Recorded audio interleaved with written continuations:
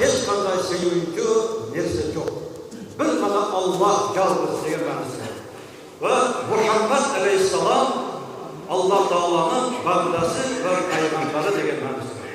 Buna geldi siz Allah'ın varlığına, Allah'ın yalnızlığına ve Muhammed Aleyhisselam'ın Allah Teala'nın paygamberi ekenligine şun yüreğimizden iman getiririz. Hazırlık kelimenin aytıştık. Haklı mı? Bu şunca Müslümanlar sizge şübörük kıldılar. Anan keyin siz, bana bizimle birge kelgen Müslüman ülkelerimiz namazı götürüp, İslam'daki bazı şartları götürüp, koldan gelişince namazga yığılıp Müslümanlar bilen birge geliriz. Haklı mı? Azam ben hakkını kaytalayız.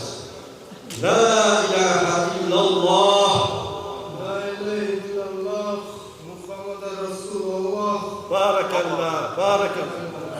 La ilahe illallah. Muhammed Resulullah. Tam bir yol aytıp koyun. La ilahe illallah. Muhammed Resulullah. Bunun manası qanday oldu? Men bir gana Allah'a iman getirdim. Başka Allah'tan başka mabud yok. Ve Muhammed Aleyhisselam Allah Teala'nın bandası ve paygamberi degan sözü aytdınız. Şundaqında siz Allah'ın yalnızlığına, Allah'ın varlığına, Peygamberin Muhammed Aleyhisselam'dan paygamber ekenligine cin yürekten iman getirdiniz. Getirdiniz mi? Barakallah. Barakallah. Elhamdülillah. Elhamdülillah. Barakallah.